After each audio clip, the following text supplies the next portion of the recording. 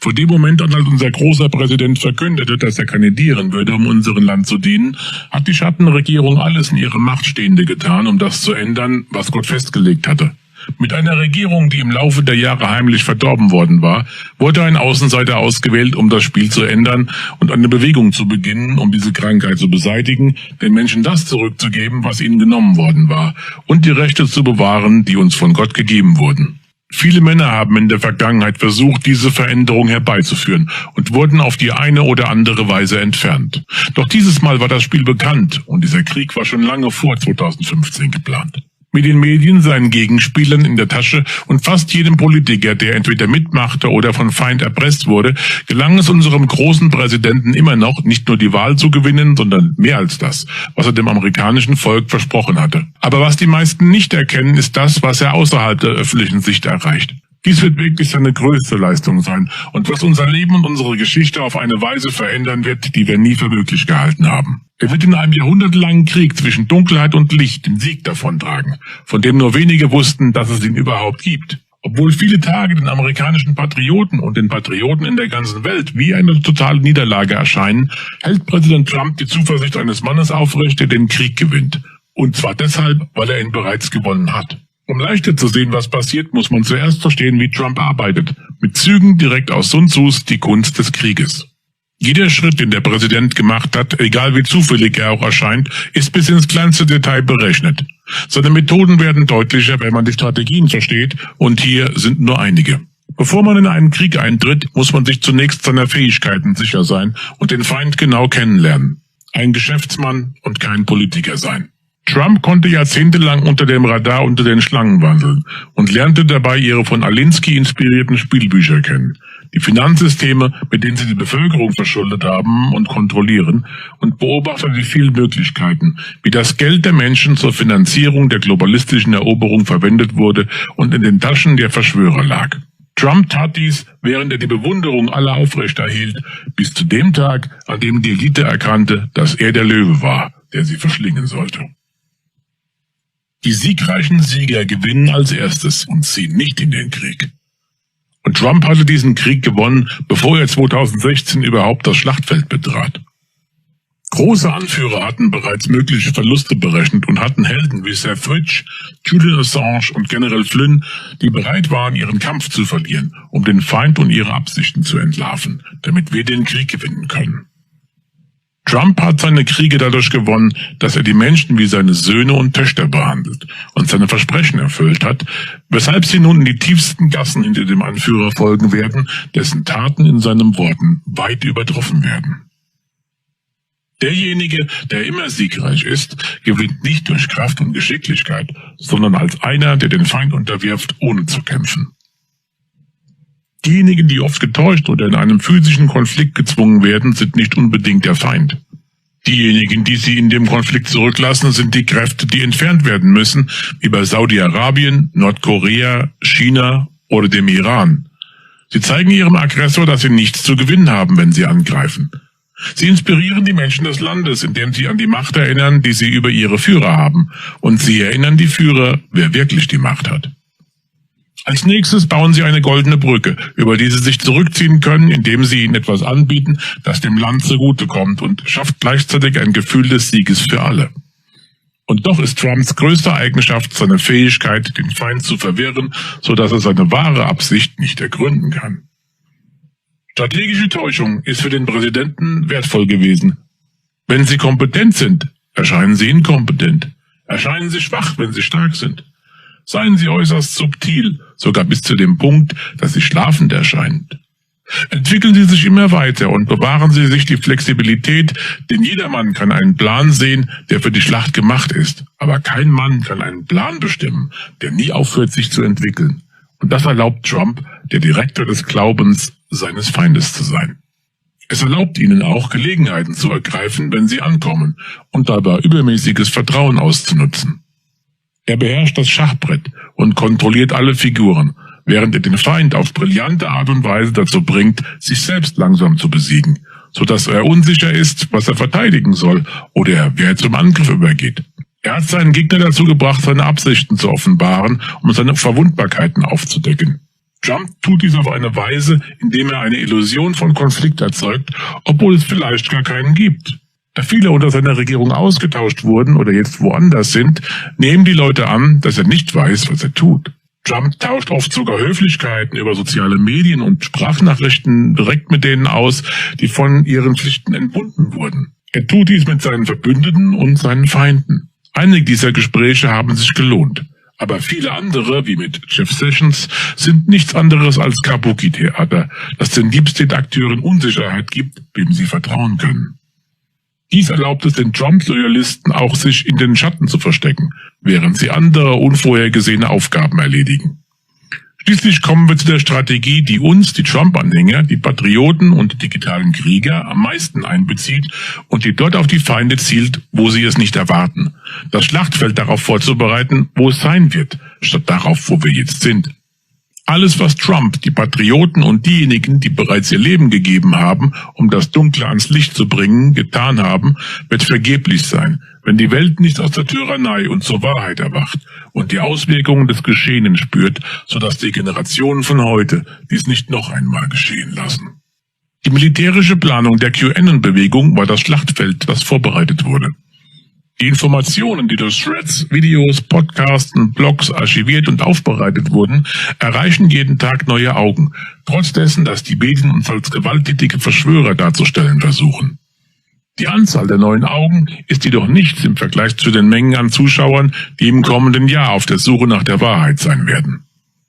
Viele Menschen, die sich bis jetzt noch nicht schlüssig sind, werden Trump voll und ganz unterstützen. Selbst diejenigen, die jetzt standhaft widerstehen, werden die Wahrheit erkennen und am Ende an Trumps Seite stehen. Alle, die im Widerstand verbleiben, werden nur die Schuldigen und diejenigen sein, die im Herzen von Hass und Verachtung erfüllt sind. Wenn diese Zeit kommt, werden diejenigen, die uns angespuckt und beschimpft haben, endlich die Liebe sehen, die man wirklich für die Menschen, für alle Menschen hat. Sie werden sehen, dass unsere Fäuste nicht geballt sind, aber unsere Arme werden offen sein. Wir werden ihnen diese Vergangenheit nicht vorhalten, sondern wir gehen gemeinsam vorwärts. Ohne Spaltung, ohne Verurteilung, ohne Zögern, aber mit einem gemeinsamen Ziel. Freiheit.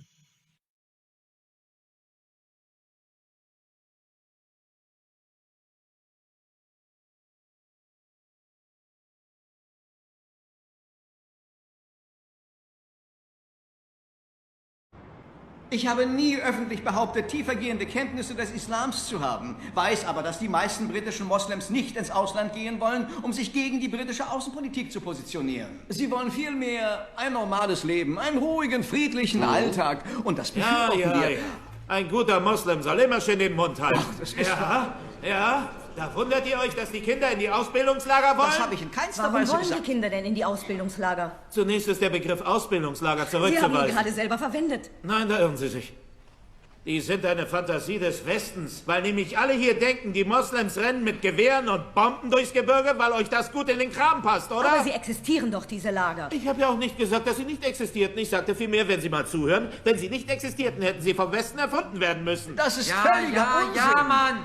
Ja, diese ganze Debatte ist doch ein Witz, Zu den Mann. Fragen kommen wir später, bitte. Ihr denkt doch, wir sind alle Bombenleger, oder Das nicht? ist absolut- Nein. Wenn ihr so jemand wie mich seht, denkt ihr sofort Bombenleger, oder? Ja, das denkt ihr. Ich denke das Warum nicht. soll ich also kein Bombenleger sein, wenn ihr mich so behandelt? Mashallah, Bruder. Ja, mashallah. Yeah. Ich bin Mujahedin und ihr werdet gleich sehen, wie das Ding explodiert, damit ihr es kapiert. Voll wie Tupac sagt, Alter, wenn er stirbt, lebt er weiter. Im Paradies ist er frei und ihr endet als Brei. Allahu Akbar! Spinnst du, Alter? Mashallah, Bruder. Was? Ja, was denn? Nur weil ich Moslem bin, dachtet ihr, es wäre echt? Ja, dachten wir. Also ich nicht. Ja, da kommen sie schon. Da kommen ihre Scheiße-Stories. Hund weg, Mann! Vergiss meinen Namen nicht, Brüder und Schwestern! Die bringen mich nach Kuba! Er wird entführt. Seht ihr,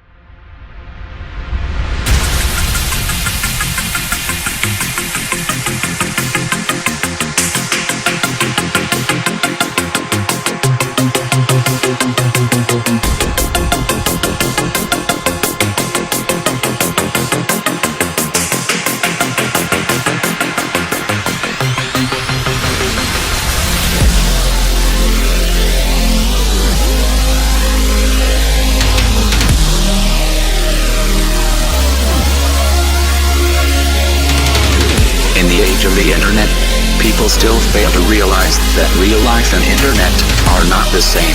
Are not the same. Are not the same. Are not the same. We are anonymous. We are legion. We do not forgive. We do not forget. Anonymous. We are legion. Anonymous. Expect us.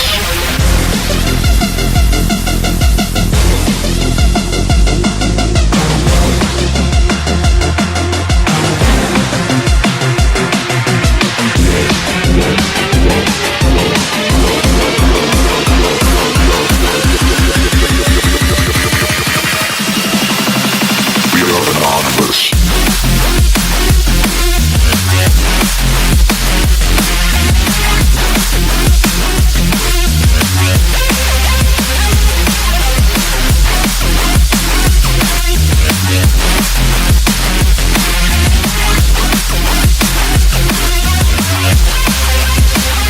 Anonymous.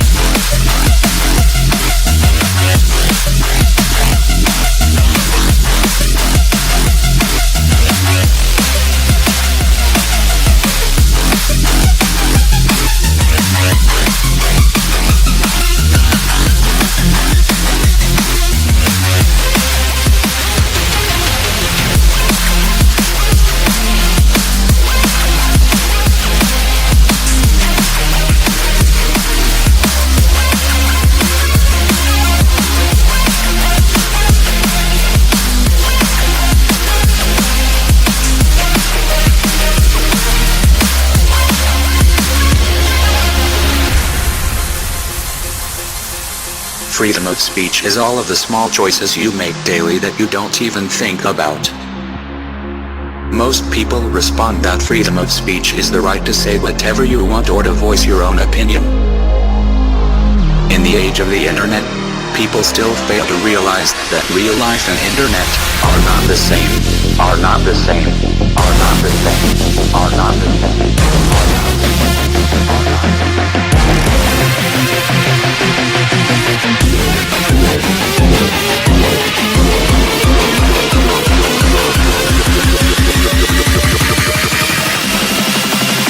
We are anonymous.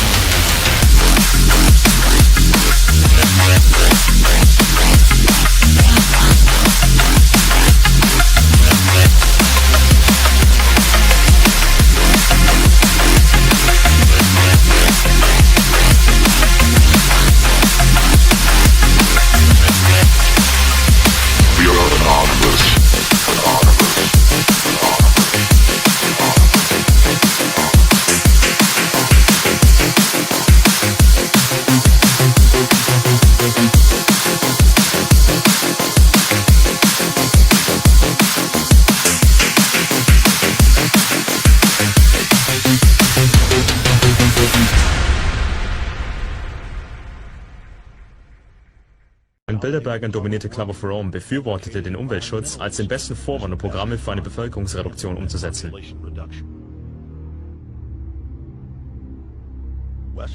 Die Bürger im Westen würden Knechtschaft akzeptieren, solange man sie als Rettung für den Planeten preist.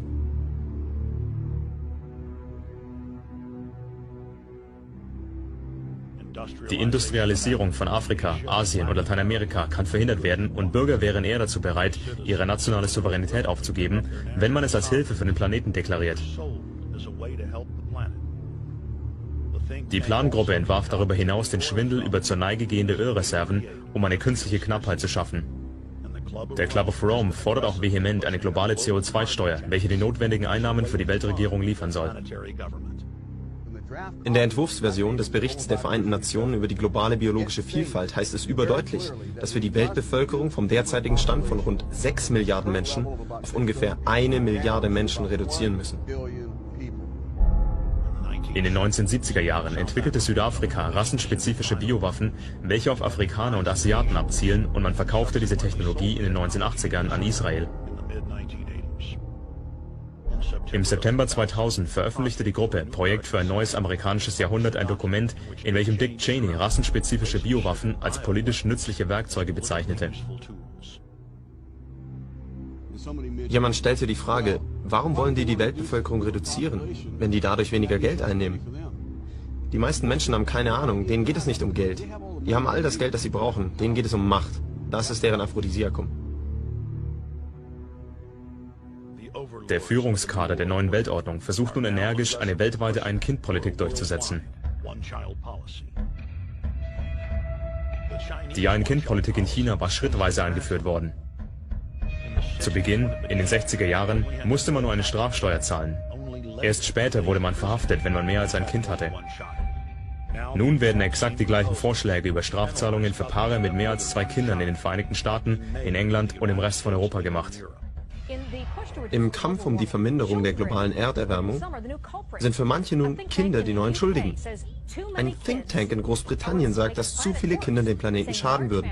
Man solle Großfamilien, also alle mit mehr als 2 Kindern, als Umweltsünde missbilligen, sowie das Wegwerfen von nur einmal benutzten Plastiktüten, das Fahren einer großen Benzinschleuder oder ausgedehnte Reisen ins Ausland. Großbritannien hat ein negatives Bevölkerungswachstum, Kanada glaube ich auch, aber trotzdem sollten Familien in unseren reichen Ländern nicht mehr als 2 Kinder haben.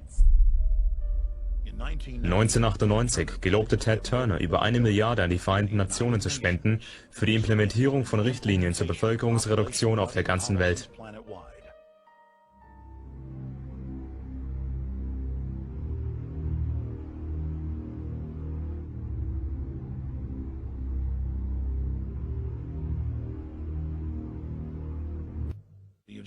Die Eugenikbewegung hat sich mittlerweile von viel Ballast aus der Nazizeit befreit und missbraucht die legitime Besorgnis der Leute über die Umwelt als Tarnung für die tatsächliche Agenda.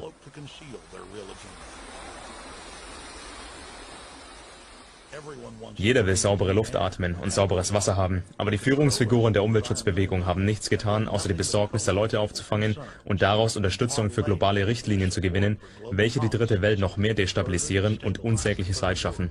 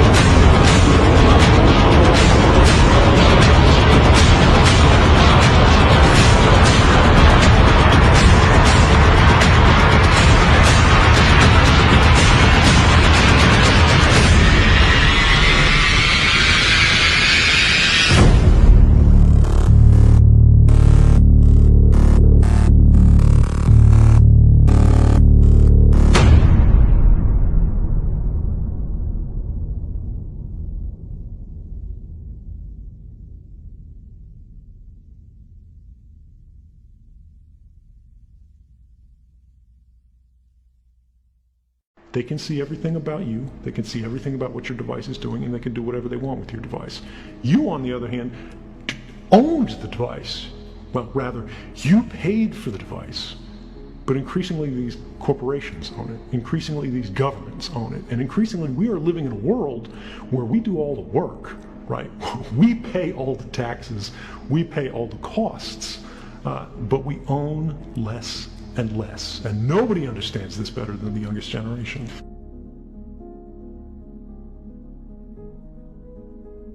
That happens as a result of a single problem. And that problem is an inequality of available information. We have a problem, guys. This should be a much more simple process.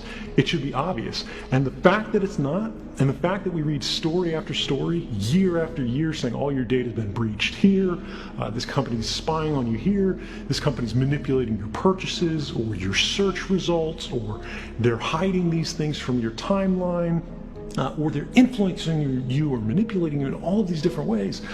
They built a satellite listening site, right? We call these foreign satellite collection. We're out in the desert somewhere. They built a big parabolic collector, and it's just listening to satellite emissions, right? But these satellite emissions, these satellite links, were owned by militaries. They were exclusive to governments, right? It wasn't affecting everybody broadly. All surveillance was targeted because it had to be.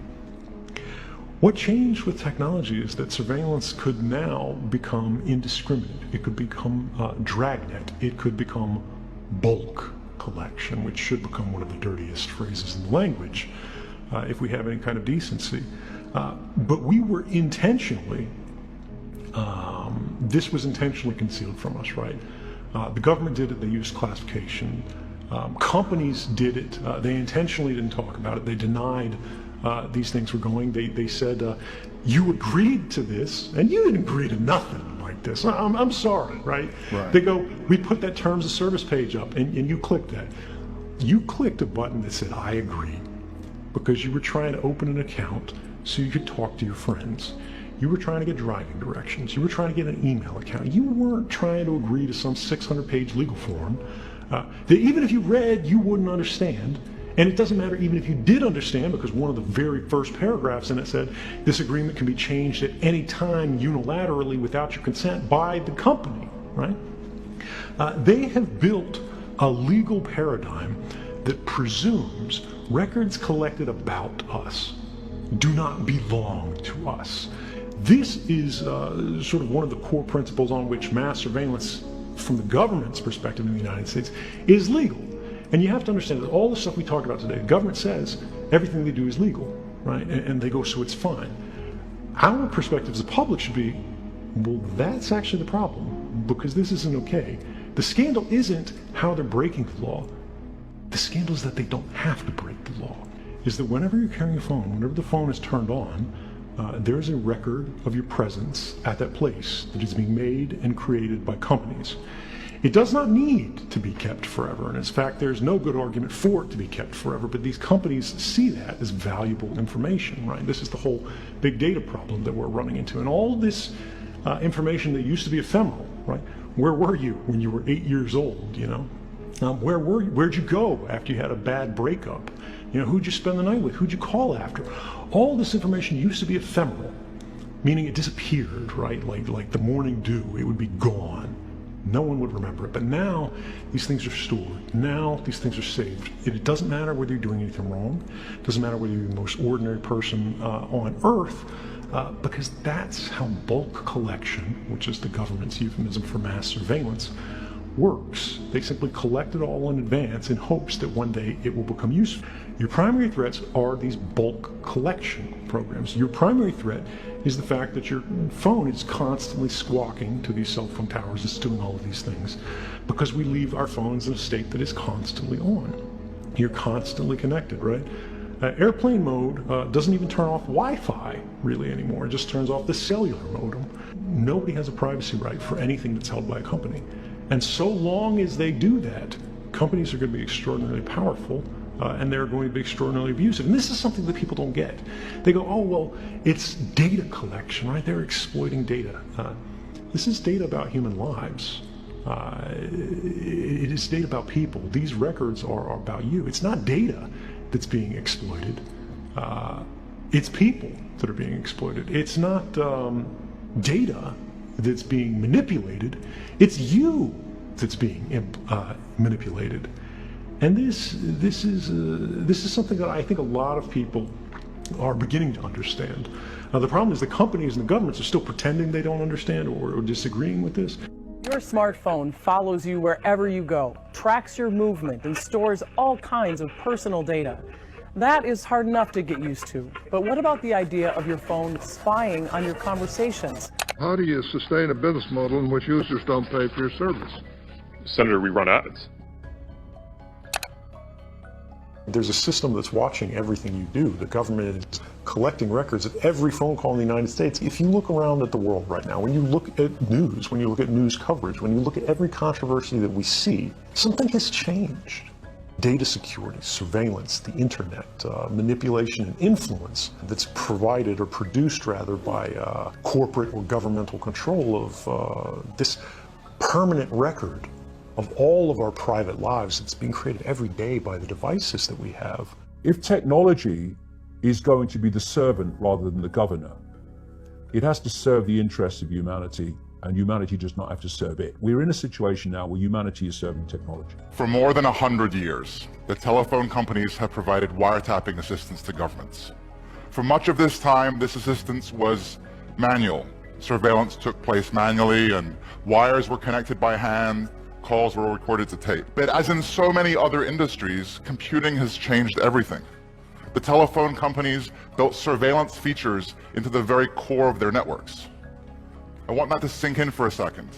Our telephones and the networks that carry our calls were wired for surveillance first and foremost. What that means is that when you're talking to your spouse, your children, a colleague, or your doctor on the telephone, someone could be listening. Now, that someone might be your own government, but it could also be another government, a foreign intelligence service, or a hacker, or a criminal, or a stalker, or any other party that breaks into the surveillance system, that hacks in to the surveillance system of the telephone companies. They can read your email, they can collect every document, they can look at your contact book, they can turn the location services on, they can see anything that is on that phone instantly and send it back home to the mothership. They can do the same with laptops. The other prong that we forget so frequently is that in many cases they don't need to hack our devices. They can simply ask Google for a copy of our email box, because Google saves a copy of that. Everything that you ever typed into that search box, Google has a copy of. Every private message that you've sent on Facebook, every link that you've clicked, everything that you've liked, they keep a permanent record of. And all of these things are available not just to these companies, but to our governments, as they are increasingly deputized as sort of miniature arms of government. What about enabling your microphone camera? If you can do it, they can do it. It is trivial to remotely turn on your microphone or to activate your camera, so long as you have systems level access. If you had hacked someone's device remotely, anything they can do, you can do. They can look up your nose, right? They can record what's in the room. The screen may be off as it's sitting on your desk, but the device is talking all of the time. The question we have to ask is, who is it talking to? Even if your phone is not hacked, right now, you look at it, it's just sitting there on the charger. It is talking tens or hundreds or thousands of times a minute to any number of different companies who have apps installed on your phone. It looks like it's just sitting there, but it is constantly chattering. And unfortunately, like pollution, we have not created the tools that are necessary for ordinary people to be able to see this activity. And it is the invisibility of it that makes it so popular and common and attractive for these companies. Because if you do not realize they're collecting this data from you, this very private and personal data, there's no way you're going to object to it. One of the fundamental flaws in US privacy legislation is the fact that we are one of the only advanced democracies in the world that does not have any basic privacy law whatsoever. We have the Fourth Amendment of the Constitution, which is the reason that I came forward. But that restricts what the federal government can do. That restricts what the state governments can do. It doesn't restrict what companies can do. And as you know, as everybody knows, these companies are playing a bigger and bigger part in the world today. We have to say, all of these records that they're creating about all of us, all this control that they're developing from these surveillance programs, whether they're saying they're doing it for targeting advertisements or whether they're doing it for targeting killings, these records belong to the people that they are about, not to the companies. And this is a fundamental change that we have never discussed in a meaningful way, broadly and publicly, but we have to, because all of these governments, the mass surveillance system, why do we have it? Why is it useful?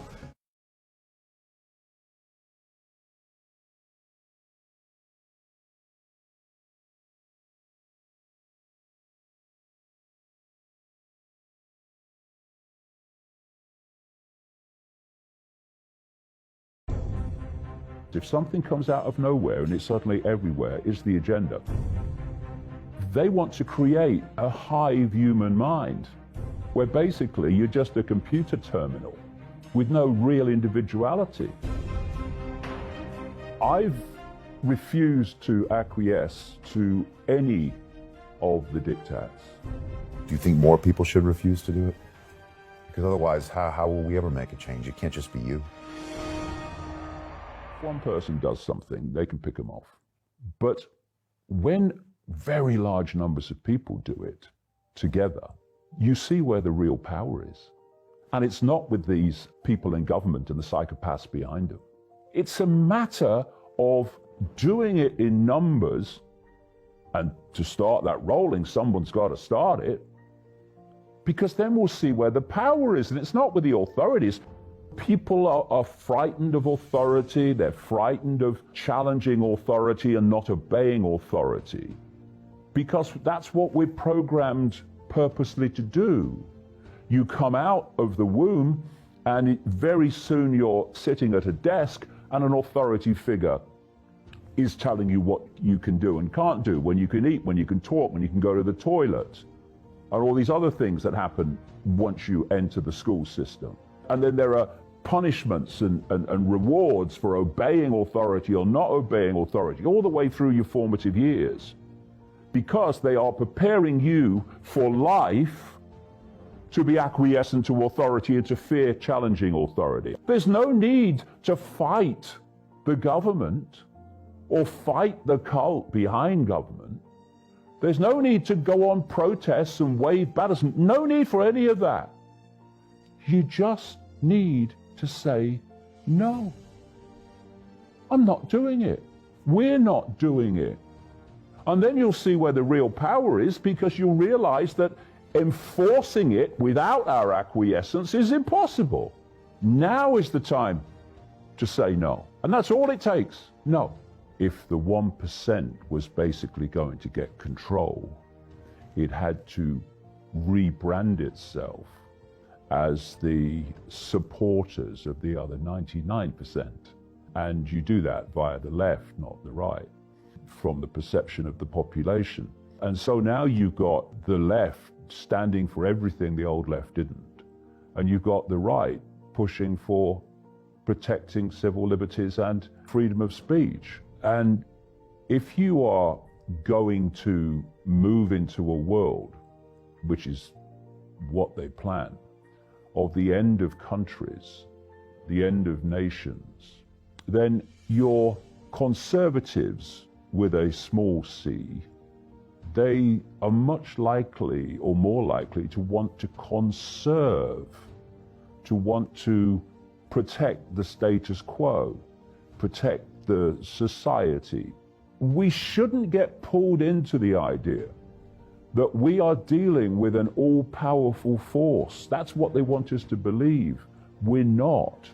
We're dealing with the equivalent of frightened little boys and girls in short trousers who know that they can only survive and they can only continue to advance their agenda, indeed survive any agenda, if they keep the population in ignorance that there is an agenda and that there is a force behind the direction of human society, and B, they keep the target population in a sense of powerlessness and in a sense of little me, what can I do? And they have to hold those two things, because if they don't, the game's over. Like I say, the game's over if enough people just say, no, we're not doing it. No, we're not doing it. It's over. That's how tenuous this cult is in its holding on to power. And it knows it. It knows that its power and its agenda can fall in a ridiculously short time if the perceptions of humanity change and if there's any free flow of information to expose and unravel its ludicrous narratives that we're supposed to believe. And this is a very dangerous time for this cult. Although it seems to hold the aces, likes to think it does, it's a very dangerous time because there is the mentality which can be incredibly powerful and world-changing of nothing left to lose. When you think you've got something to lose, you can acquiesce in the hope that you won't lose it.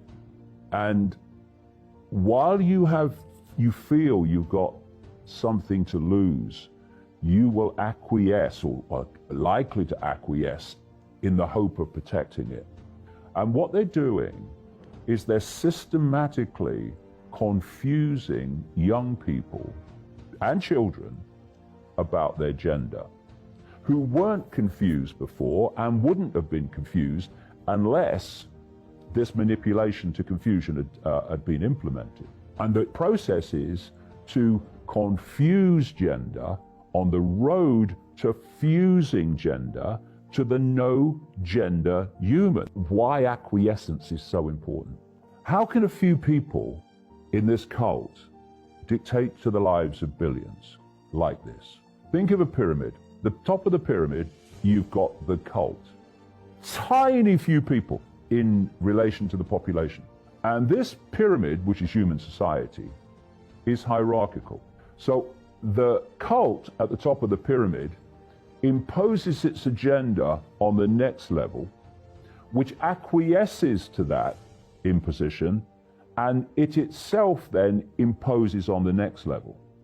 Now, as you come down this pyramid, you're very few steps down before you reach the point where the hierarchy doesn't even know there's a cult. Only these higher in around the spider, as I call it, levels know that there's a cult, unless you work your ass off for 30 years to uncover it. And so you then hit a level where they're not aware of where this is coming from, but the same sequence continues. So this level will impose on this level, which acquiesces to the level above and imposes on the level below. And this goes down the pyramid, imposition, acquiescence, imposition, acquiescence, imposition, acquiescence, until at the bottom of the pyramid, symbolically, you meet the mass of human society, the population.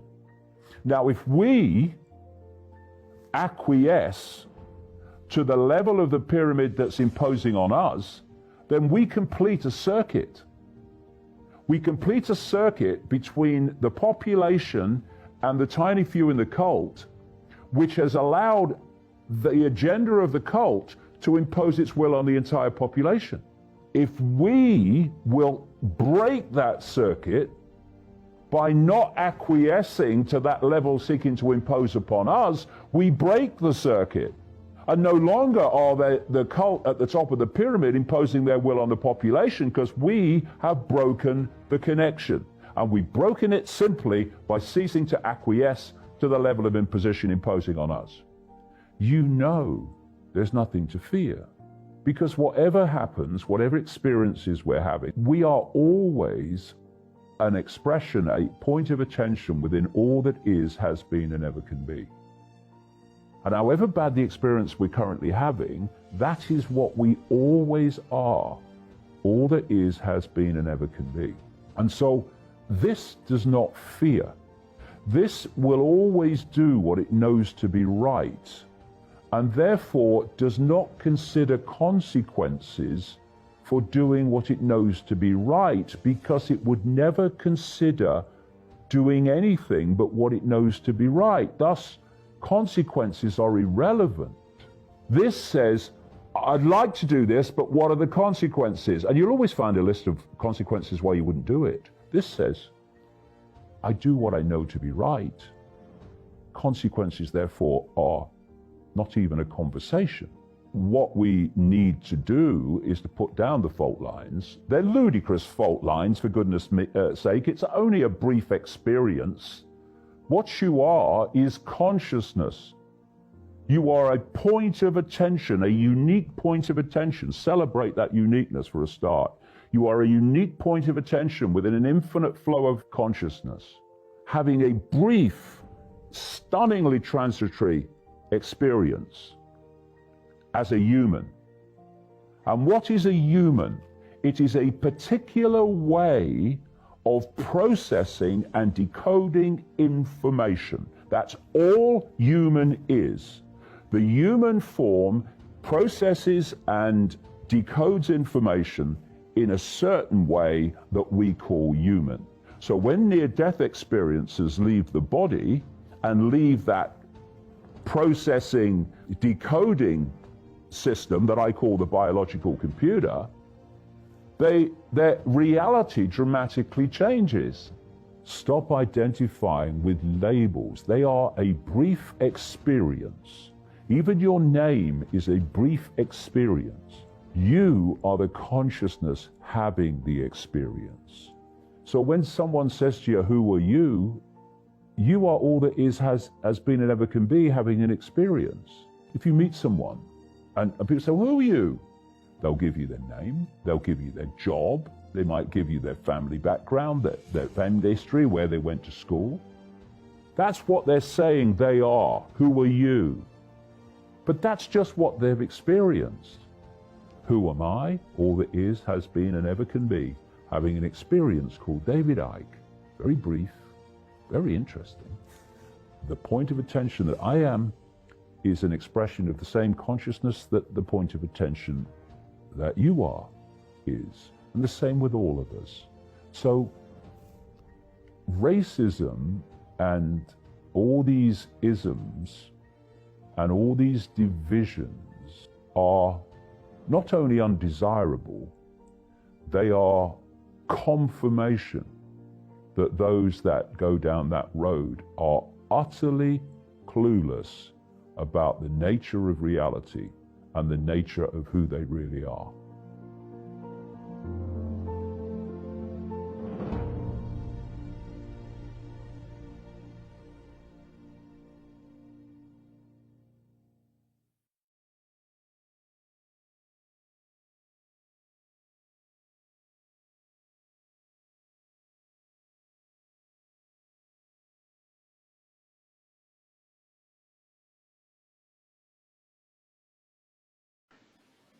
Ich brauche Ihnen nicht zu sagen, dass die Zeiten mies sind. Das wissen Sie genauso gut wie ich.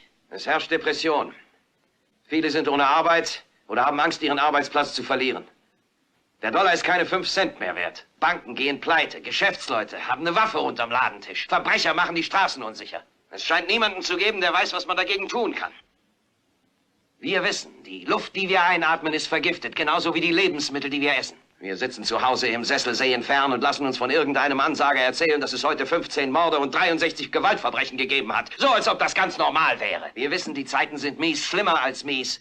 Sie sind verrückt. Es ist, als ob überall alles verrückt geworden ist, sodass wir gar nicht mehr rausgehen wollen. Wir sitzen zu Hause und langsam wird die Welt, in der wir leben, immer kleiner. Und wir sagen nur, bitte, lasst uns wenigstens hier in Ruhe in unserem Wohnzimmer. Lasst mich meinen Toaster haben, meinen Fernseher, meine Stahlgürtelreifen. Dann sage ich auch nicht, lasst mich bloß in Ruhe. Ich werde euch aber nicht in Ruhe lassen. Ich will, dass ihr wütend werdet. Ich will nicht, dass ihr protestiert oder Krawalle veranstaltet oder eurem Kongressabgeordneten schreibt, denn ich wüsste nicht, was ihr ihm schreiben solltet. Ich weiß nicht, was man gegen die Depression tun kann, die Inflation, gegen die Russen und die Verbrechen auf den Straßen. Ich weiß nur, dass ihr erst einmal wütend werden müsst. Ihr müsst sagen, ich bin ein menschliches Wesen, verdammt nochmal. Mein Leben hat einen Wert. Also, ich will jetzt, dass ihr aufsteht. Ich will jetzt, dass ihr alle aufsteht, einer wie der andere. Ich will, dass ihr sofort aufsteht, zum Fenster geht, es aufmacht, den Kopf raussteckt und schreit, Ihr könnt mich alle am Arsch lecken. Ich lasse mir das nicht mehr länger gefallen. Ich will, dass ihr sofort aufsteht. Die Kamera soll reinbleiben. Geht Kamera bei ihm bleiben. Macht es auf, steckt den Kopf raus und schreit, ihr könnt mich alle am Arsch lecken, ich lasse mir das nicht mehr länger gefallen. Die Dinge müssen sich ändern. Wie viele Stationen senden das live? 67. Es geht bis nach Louisville und Atlanta. Ich lasse mir das nicht mehr länger gefallen. Dann werden wir überlegen, was wir gegen die Depression, die Inflation und die Ölkrise machen können. Aber dazu müsst ihr jetzt die Chance nutzen. Geht zum Fenster, steckt euren Kopf raus und schreit und brüllt. Ihr könnt mich alle am Arsch lecken. Ich lasse mir das nicht mehr länger gefallen. Mit wem sprichst du, Herb? Sie, Atlanta. Schreien Sie in Atlanta, Herb? Schreien Sie in Atlanta, Ted? Aber zuerst einmal müsst ihr wütend werden. Ihr müsst sagen, ihr könnt mich alle am Arsch lecken. Ich lasse mir das nicht mehr länger gefallen. Sie schreien in Baton Rouge. Verstanden? Steht auf, steht auf! Das ist super. Wir sind auf eine Goldader gestoßen. Na los, los, geht zum Fenster, macht es auf, steckt den Kopf raus und schreit. Ihr könnt mich alle am Arsch lecken. Ich lasse mir das nicht mehr länger gefallen. Vorwärts, steht auf, jetzt steht schon endlich auf. Geht ans Fenster. Wo willst du hin? Ich will mal nachsehen, ob jemand schreit. Macht es auf, steckt den Kopf raus und schreit und schreit und schreit. Ihr könnt mich alle am Arsch lecken. Ich lasse mir das nicht mehr länger gefallen.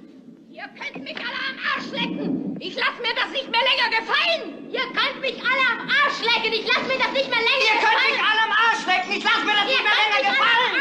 Ihr könnt mich alle am Arsch lecken. Ich lasse mir das nicht mehr länger gefallen. Ihr könnt mich alle am Arsch lecken.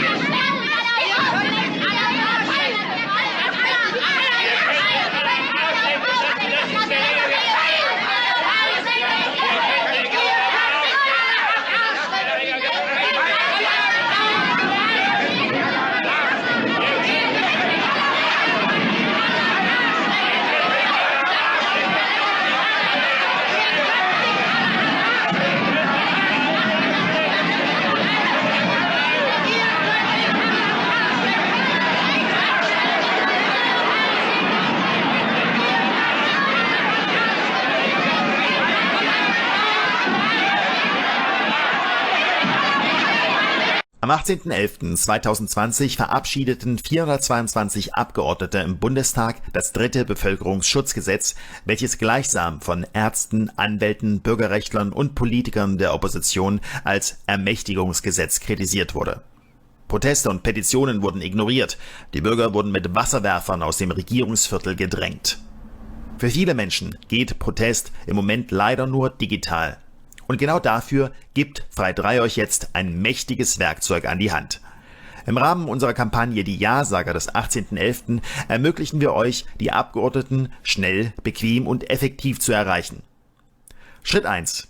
Besuchen Sie unsere Website www.frei3.de/campaigns/Ja-Sager.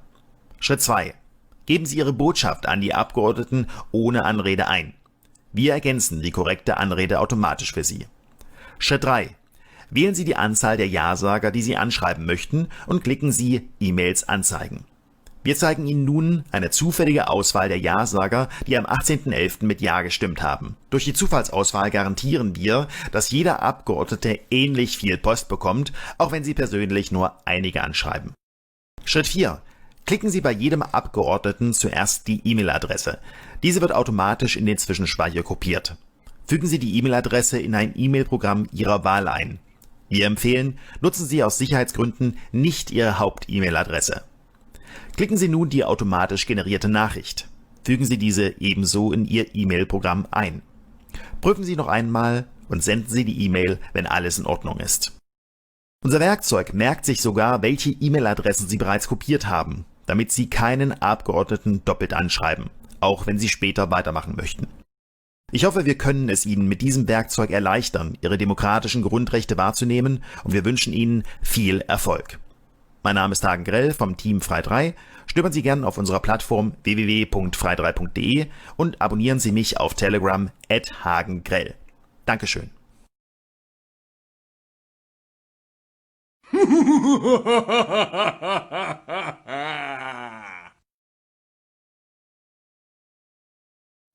What delightful agony we shall inflict. Writhe like a worm on the hook. Nobody escapes. Death? No. Nothing that simple.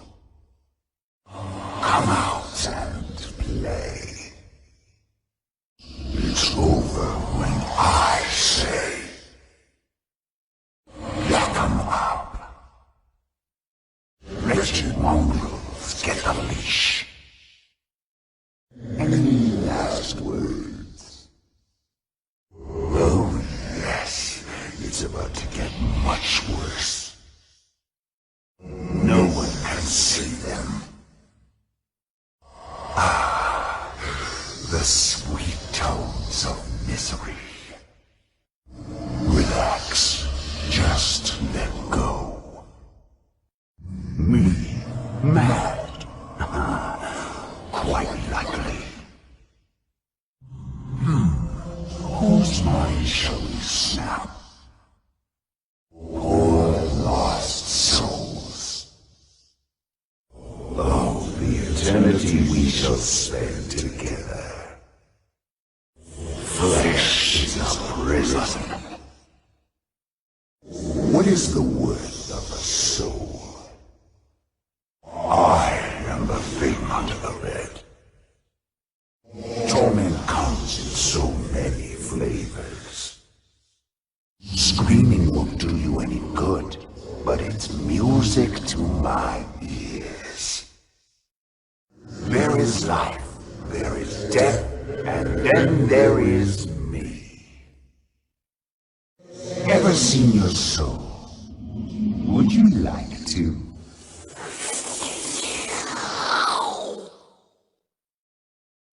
You're falling apart. What to do with the pieces?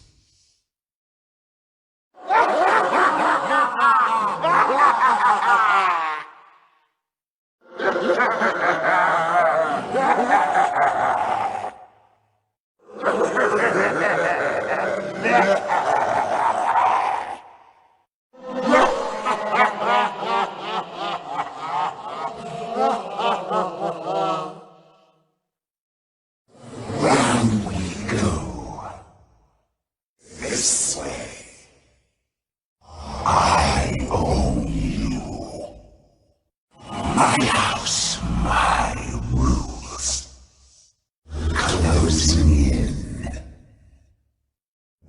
Nowhere to hide. Going somewhere? Come back. Hook, line, and sinker.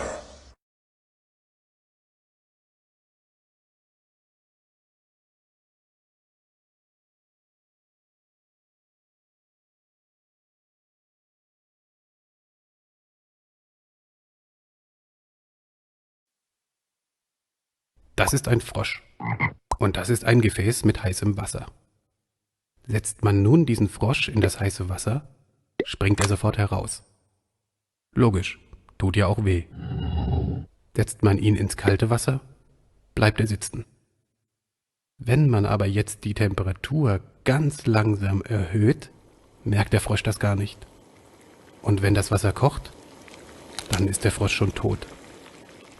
Fortgeschrittene Gesellschaften haben ein ähnliches Reaktionsvermögen wie ein Frosch im heißen Wasser. Gewöhnt man sie langsam an sich verändernde Umstände, merken sie davon gar nicht viel. In unserer Gesellschaft nimmt zum Beispiel die Überwachung immer mehr zu. Gut ist das nicht, denn jemand, der sich beobachtet fühlt, verhält sich anders als jemand, der nicht beobachtet wird. Von seinen Freiheitsrechten nimmt man nicht mehr in dem Umfang Gebrauch, wie man es anonym machen würde, was zum Beispiel die Meinungsfreiheit einschränkt. Um nicht negativ aufzufallen, passen sich nach und nach immer mehr Menschen der Norm an. Innerhalb einer Gesellschaft würden so langsam die Andersdenkenden und Originale aussterben. Diese Einheitsgesellschaft wäre nicht mehr in der Lage, sich geistig und sozial weiterzuentwickeln. Intoleranz würde zunehmen und die Fähigkeit zur Innovation verkümmern. Deswegen sollten wir ab und zu einen Blick auf das Thermometer werfen und schauen, wie heiß das Wasser für uns schon ist.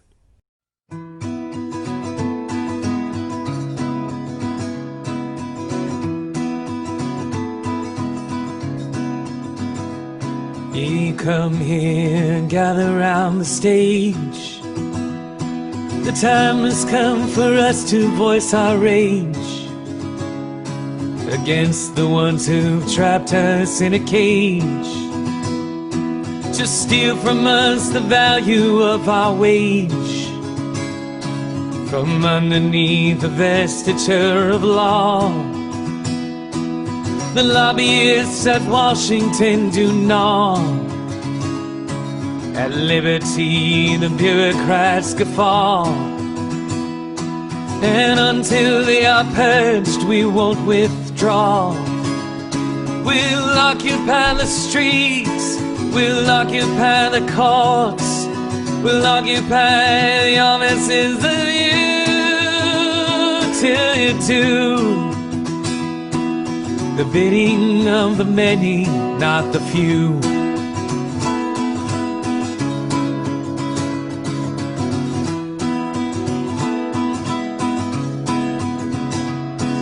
Our nation was built upon the right of every person to improve their plight.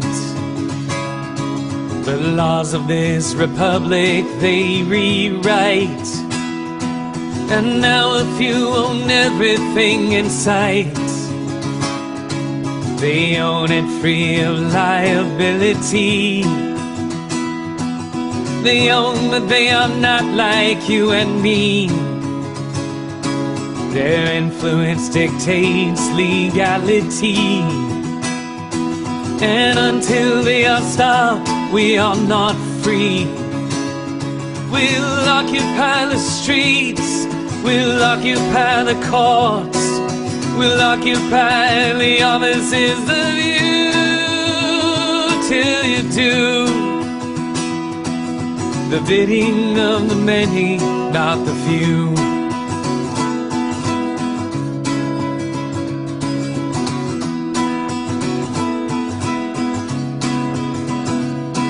You enforce your monopolies with guns, while sacrificing our daughters and sons. But certain things belong to everyone. Your thievery has left the people none. So take heed of our notice to redress. We have little to lose, we must confess. Your empty words do leave us unimpressed. A growing number join us in protest. We occupy the streets, we occupy the courts, we occupy the offices of you, till you do the bidding of the many, not the few.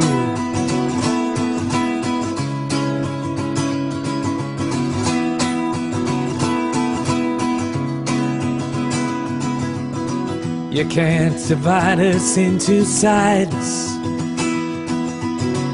and from our gaze you cannot hide. Denial serves to amplify, and our allegiance you can't buy. Our government is not for sale. The banks do not deserve a bail. We will not reward those who fail. We will not move till we prevail. We'll occupy the streets, we'll occupy the courts, we'll occupy the offices of you, till you do the bidding of the many, not the few. We'll occupy the streets, we'll occupy the courts, we'll occupy the offices of you, till you do the bidding of the many, not the few. We are the many, you are the few.